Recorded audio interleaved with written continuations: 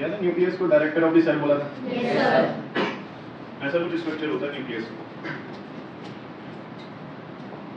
चलो समझते हैं वन बाय वन करके सारी चीजों को न्यूक्लियस के बारे में, ठीक है। न्यूक्लियस जो होता है उसके पास डबल मेम्ब्रेन होती है। न्यूक्लियस के पास कैसी मेम्ब्रेन है? आपको दिख रही है डबल मेम्ब्रेन, इसकी दो लेयर्स, एक आउटर और एक। ये न्यूक्लियर मेम्ब्रेन डबल मेम्ब्रेन होती है, इसको हम न्यूक्लियर एनवलप भी बोलते हैं। क्या बोलते हैं? Nuclear envelope. क्या बोलते हैं? न्यूक्लियर एनवलप, ठीक है। इसमें बीच बीच में होल्स होते हैं जिनको हम न्यूक्लियर पोर्स बोलते हैं। These tiny holes, these छोटे छोटे holes are known as nuclear pores. ये न्यूक्लियर पोर्स फैसिलिटेट करते हैं कि न्यूक्लियस के अंदर कुछ चीजें अंदर जा सके और कुछ चीजें बाहर, ठीक है। तो न्यूक्लियस के पास double membrane also known as nuclear envelope. Nucleus की लेयर में मेम्ब्रेन में कुछ छोटे छोटे पोर्स भी होते हैं। Am I clear? Yes, sir. जैसे सेल के अंदर फ्लूइड होता है कौन सा? ऐसे ही न्यूक्लियस के अंदर एक स्पेशल फ्लूइड होता है जिसको क्या बोलते हैं? न्यूक्लियोप्लास्ट। क्या बोलते हैं? न्यूक्लियोप्लास्ट। यहाँ तक समझ आ रहा है सभी को? Yes, sir. तो सेल के पास न्यूक्लियस के पास double membrane, nuclear membrane also known as nuclear. छोटे छोटे होल्स न्यूक्लियर होल्स। न्यूक्लियस का फ्लूइड न्यूक्लियोप्लास्ट। यहाँ तक क्लियर है? Yes, sir. फिर इसमें एक थ्रेड लाइक स्ट्रक्चर होता है। ये दिख रहा है आपको thread like structure? Yes, sir. ये कोई डिजाइन नहीं है, ये थ्रेड लाइक स्ट्रक्चर है जिसको आप क्या बोलते हो? क्रोमैटिन। क्या बोलते हैं? क्रोमैटिन। ये काफी उलझा हुआ है। जैसे जब आप काइट उड़ाते हैं तो काइट की जो डोर होती है वो उलझ जाती है ना बहुत ज्यादा। किस किस को पता है ऐसी बात? काइट उड़ाई है सबने? Yes, sir. डोर उलझाई है? Yes, sir. तो वो जो उलझा हुआ स्ट्रक्चर है, थ्रेड जैसा स्ट्रक्चर है, उसको क्या बोलते हैं? क्रोमैटिन। क्या बोलते हैं? क्रोमैटिन। इसका बहुत इंपॉर्टेंट रोल है। जितनी भी जेनेटिक इंफॉर्मेशन है जो पेरेंट्स से यंग वंस में जाती है वो सारी की सारी क्रोमैटिन के अंदर होती है in the form of DNA. किससे बना ये? डीएनए किसने सुना है पहले की नाम?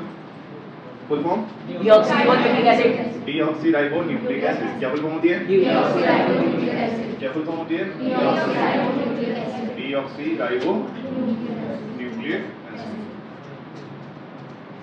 Deoxyribonucleic acid. डीऑक्सीराइबोन्यूक्लिक एसिड किसी फुल फॉर्म में? जो यंग वंस होते हैं उनके पास सारी इंफॉर्मेशन उन्हें पेरेंट से मिलती है। डॉग का बेबी डॉग जैसा दिखता है, कैट का बेबी कैट जैसा दिखता है, ह्यूमन का बेबी है ना। तो वो सारी इंफॉर्मेशन बेबी के पास किसके पास से जा रही है? पेरेंट्स के पास। किसके पास से जा रही है? पेरेंट्स के पास से जा रही है। वो जाती है डीएनए के थ्रू, और डीएनए किसके ऊपर है? क्रोमैटिन।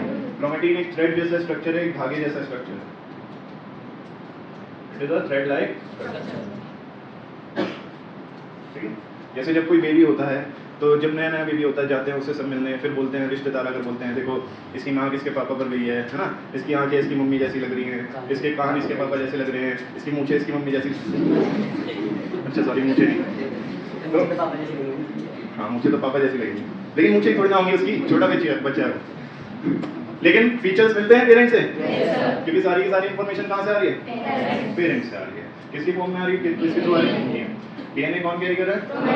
क्रोमैटिन कैसा स्ट्रक्चर है? धागे जैसा स्ट्रक्चर है जो पूरा न्यूक्लियोप्लाज्म में रहता है, न्यूक्लियस के अंदर रहता है, ठीक है। इसके अंदर एक और स्ट्रक्चर पाया जाता है जिसको बोलते हैं न्यूक्लियोलस। इसके बारे में फिलहाल आपके सिलेबस में ज्यादा डिटेल में नहीं दिया गया है, इसको आप हायर क्लासेस में पढ़ेंगे डिटेल में, आपसे कोई पूछेगा तो, ठीक है। बस इसका नाम पूछ सकते हैं कि बताओ न्यूक्लियस के अंदर वो जो एक छोटा सा स्ट्रक्चर होता है स्फेरिकल से शेप का, उसको क्या बोलते हैं? न्यूक्लियोलस। ये पूछ सकते हैं, नाम पूछ सकते हैं। नाम याद रखोगे? हम क्या टॉपिक पढ़ रहे हैं? हम क्या टॉपिक पढ़ रहे हैं? न्यूक्लियस। क्या न्यूक्लियस की मेम्ब्रेन है? एक या दो? उसको क्या बोलते हैं? Nuclear membrane. या फिर न्यूक्लियर एनवलप। कोई दिक्कत इसमें? No sir. क्या ये कंटिन्यूटी में है, बीच में छोटे छोटे होल्स हैं? उनको क्या बोलते हैं? Nuclear pores. क्या इसके अंदर भी फ्लूइड भरा होता है? Yes sir. उसको क्या बोलते हैं? न्यूक्लियोप्लास्ट। क्या इसके अंदर एक थ्रेड जैसा स्ट्रक्चर है? Yes sir. उसको क्या बोलते हैं? क्रोमैटिन। जो कौन सी इंफॉर्मेशन कैरी करती है? वो इंफॉर्मेशन जो पेरेंट्स से यंग वन में जानी है, जेनेटिक इंफॉर्मेशन, उसको यही कैरी करता है, ठीक है। ये एक उलझा हुआ स्ट्रक्चर होता है, थ्रेड लाइक स्ट्रक्चर होता है जो न्यूक्लियस के अंदर प्रेजेंट होता है। बहुत ज्यादा उलझा हुआ है क्योंकि इसकी लेंथ बहुत बड़ी होती है। अब इतनी बड़ी लेंथ का स्ट्रक्चर हम इतने से न्यूक्लियस में तो नहीं रख सकते, तो इसलिए बहुत ज्यादा पैकेज्ड फॉर्म में होता है, उलझा हुआ होता है, ठीक है। जैसे जब हम पैकिंग करते हैं सूटकेस में अपने कपड़े लगाते हैं, अगर हमें कहीं बाहर जाना है एक हफ्ते के लिए, तो हम क्या करेंगे? अपने कपड़ों को प्रेस करके प्रॉपर फोल्ड करके रखेंगे ताकि छोटे से सूटकेस में ज्यादा कपड़े आ जाए, है ना। ऐसे ही अगर मुझे इतने लंबे स्ट्रक्चर को 1 मीटर 2 मीटर के स्ट्रक्चर को सेल के अंदर न्यूक्लियस के अंदर प्लेस करना है तो मैं सीधा नहीं रख सकता हूँ, उसको बहुत ज्यादा फोल्ड करके रखना पड़ेगा। तो ये क्रोमैटिन बहुत ज्यादा फोल्डेड, बहुत ज्यादा पैकेज्ड फॉर्म में न्यूक्लियस के अंदर रहता है। Am I clear? Yes sir. और इसके अंदर एक और स्ट्रक्चर पाया जाता है, उसको क्या बोलते हैं? न्यूक्लियस। अच्छा, ये जो क्रोमैटिन है, जो थ्रेड लाइक स्ट्रक्चर है, ये बहुत ज़्यादा उलझा हुआ होता है, लेकिन जब सेल डिवाइड होता है, जब सेल डिवीजन होता है उस टाइम पर ये प्रॉपर शेप ले लेता है, इसको हम रोड शेप स्ट्रक्चर बोलते हैं, और रोड शेप स्ट्रक्चर को हम नाम देते हैं क्रोमोसोम। क्या नाम देते हैं? क्रोमोसोम। देखो ऐसा होता है,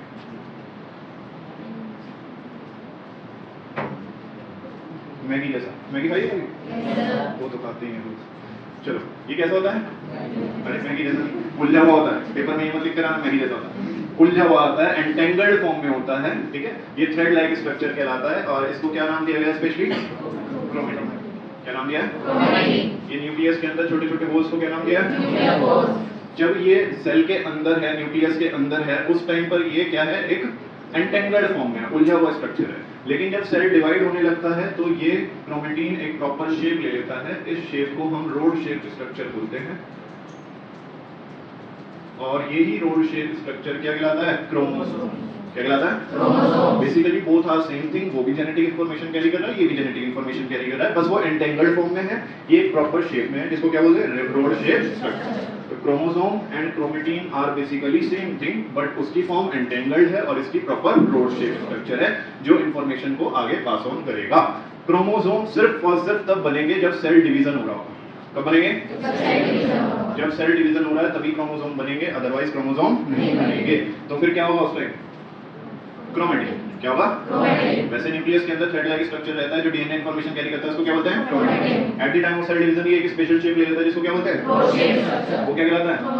क्रोमोसोम। तो क्रोमोसोम और क्रोमेटिन में अगर डिफरेंस पूछ लिया जाए तो क्रोमेटिन एक थ्रेड लाइक स्ट्रक्चर, क्रोमोसोम एक रोड शेप। ये न्यूक्लियस में नॉर्मली प्रेजेंट होता है, ये सिर्फ तब बनता है जब सेल क्या हो रहा हो, और ये वो जरूरी इंफॉर्मेशन कैरी करता है जो आगे पहुंचनी है पेरेंट से यंग पास। तो देखो सेल के अंदर न्यूक्लियस का कितना इंपॉर्टेंट रोल है, जो सारी इंफॉर्मेशन आगे पहुंचानी है वो भी न्यूक्लियस के अंदर है। तो nucleus is very very important part. Yes sir. तो जेनेटिक इंफॉर्मेशन कैरी करने के अलावा न्यूक्लियस और बहुत ज्यादा जरूरी चीजें करता है, जैसे कि सेल की एक्टिविटीज को रेगुलेट करता है। सेल कब कौन सा काम करेगा, कौन सी सेल ऑर्गेनेली को कौन सा फंक्शन करना है, कैसे करना है, वो सब न्यूक्लियस देखता है।